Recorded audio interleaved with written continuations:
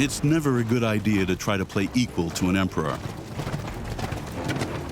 2 years later, Napoleon crowned Caroline and Joachim Queen and King of Naples. This was a bitter victory for the couple, as they were forced to leave a capital over which they had cast their influence, and leave behind this house with its mysterious power. The emperor obviously wanted to keep them away from Paris. There was enough plotting already, especially for royalists, so he didn't need any further risk.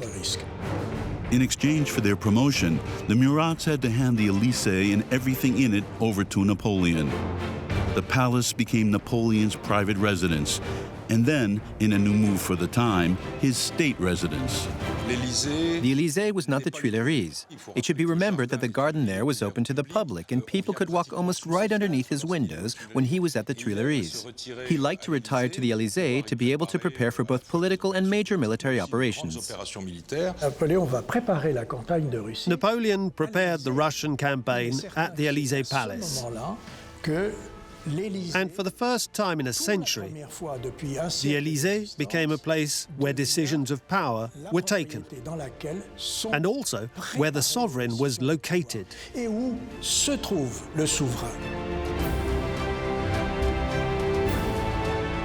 Ironically, it was in the Silver Salon designed by his sister Caroline that on June 22, 1815, Napoleon signed the document confirming his abdication after the terrible defeat at Waterloo. The emperor had fallen, and the Élysée once again became one house among many, even serving as a furniture repository. It wasn't until 3 decades later that another Bonaparte revived this sleeping abode.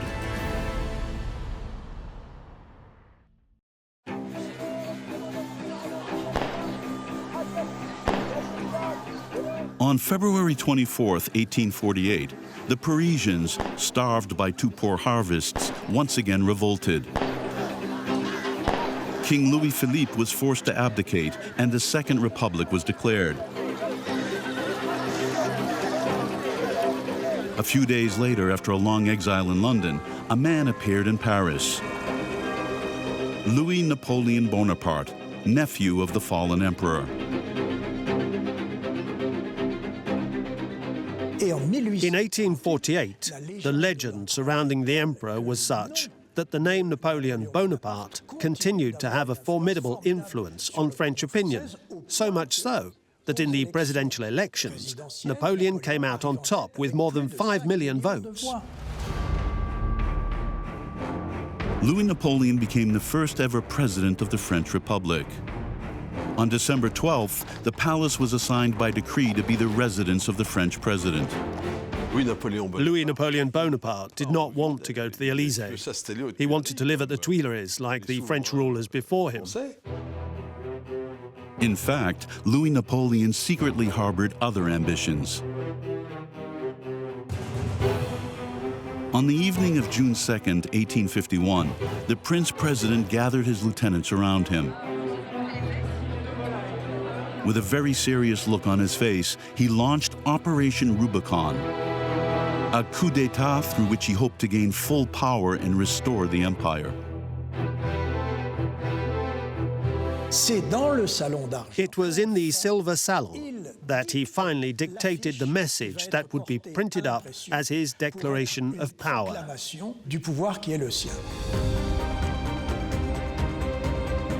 The Second Empire had been declared, and the man who now called himself Napoleon III took up residence at the Tuileries.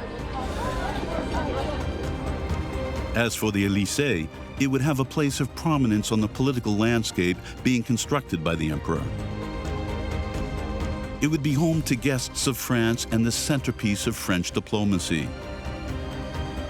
And the Élysée did indeed receive distinguished guests, including the Tsar of Russia, the Shah of Iran, and the Sultan of the Ottoman Empire.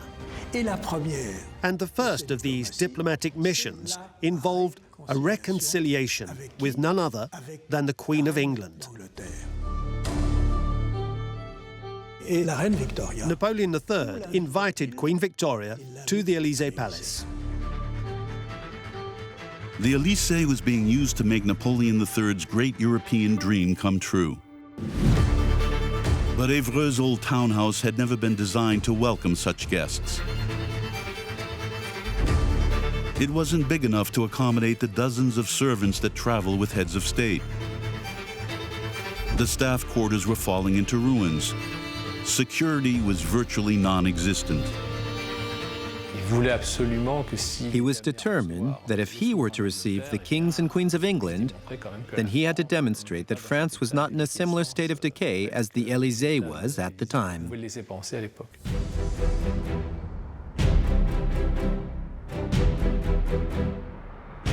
In order for the Élysée to fulfill this mission, the emperor could not skimp on the budget.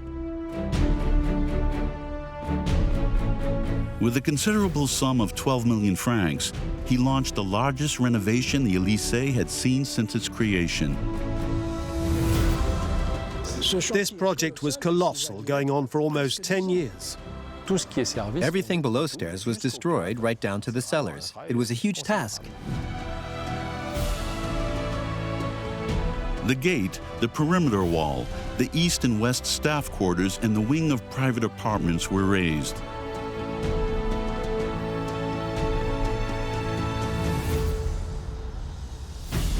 Huge efforts were put into transforming the Évreux mansion into a spacious, luxurious, and above all, secure palace. First, it had to be isolated on all sides.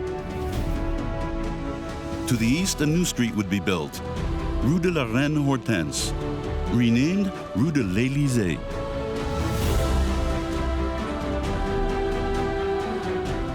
This street was created to totally isolate this center of power. It's one of the rare parts of Paris where there are no neighbors. And then there was this English-style urban planning operation with these little porticos that looked kind of Victorian, with English-style courtyards, bringing a touch of London to Paris, something Napoleon III held dear.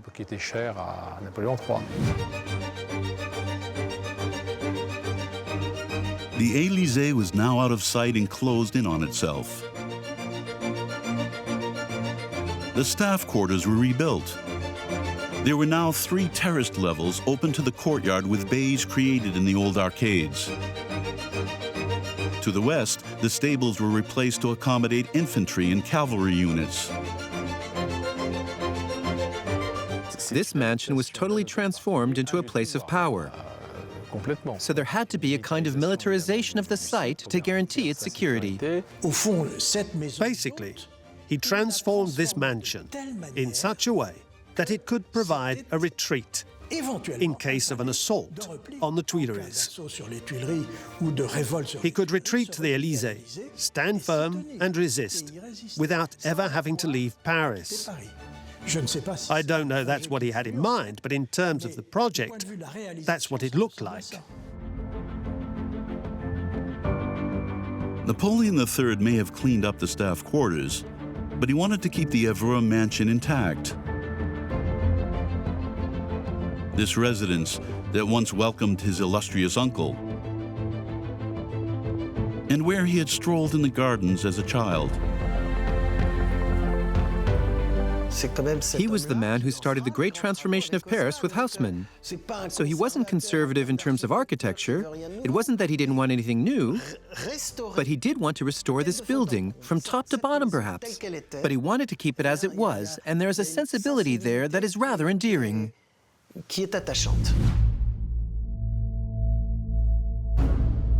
But when the restoration work began, the architects made a terrible discovery. When they dismantled the paneling, they discovered that walls were in a terrible state.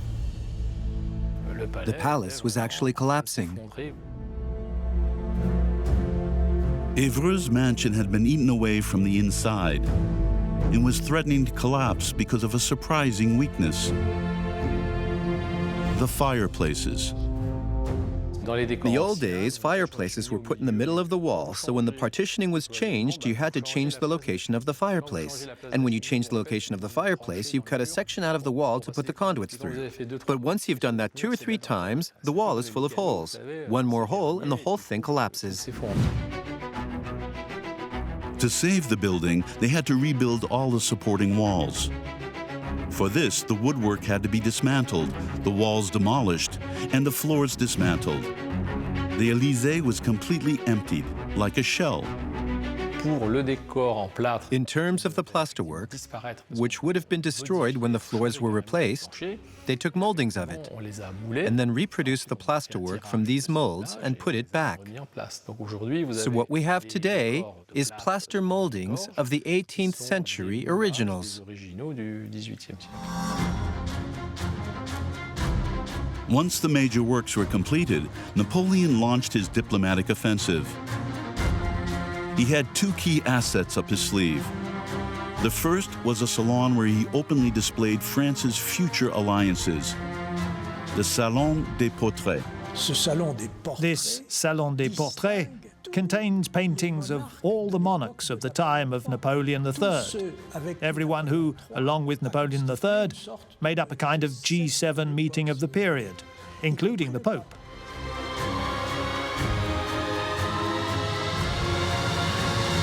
His second asset was a brand new ballroom built after Murat's lounge. Classical in style, it included all the codes of the empire. But above all, it was designed using the best technology of the time. He had to show that France dominated modern techniques. So you had very large mirrors that are made with mercury. They were the biggest that could be made at the time. They had to not distort the image too much, because if you're in a room where the reflections are moving weirdly when you look around, it's going to make you feel sick pretty quickly. It had to be perfectly flat, and that was very complicated to do. It was at the Élysée Palace that his uncle had launched his fatal campaign. And it was also at the Élysée Palace that Napoleon III would form alliances with the enemies of yesterday. In August 1855, Queen Victoria visited 55 Rue de Faubourg Saint-Honoré. You might say that on that day, the rivalry that dated from the consulate and the empire was erased. All the other reasons for their rivalry remained, but there was no longer this bone of contention between Paris and London. Napoleon won his bet. He had sealed a historic alliance with England that would change the course of history. From then on, the Élysée became the beating heart of France's foreign policy. Its prestigious guests included kings, princes, emperors, and sultans. When the Sultan of the Ottoman Empire visited Paris, he came with his animals. He put a tent in the courtyard of the Élysée. It was the same when Nicolas Sarkozy received Gaddafi. In fewer than 15 years, Napoleon III transformed the Élysée into the flagship of French diplomacy and one of the state's most prestigious buildings. But history would once again turn the tables.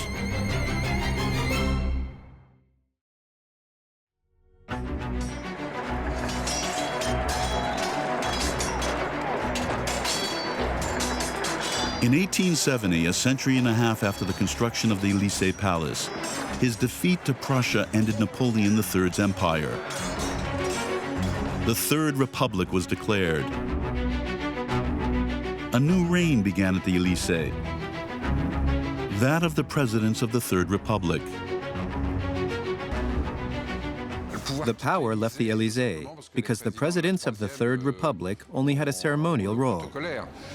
The real power was at Matignon, or rather in the ministries. And since they didn't have much power, they had to maintain what little they had. And to do that, they entertained as much as they could and as best they could. The Élysée had lost the aura of power. But one president, Sadi Carnot, a brilliant mind, gave the Élysée its centerpiece by making a virtue out of necessity in 1889.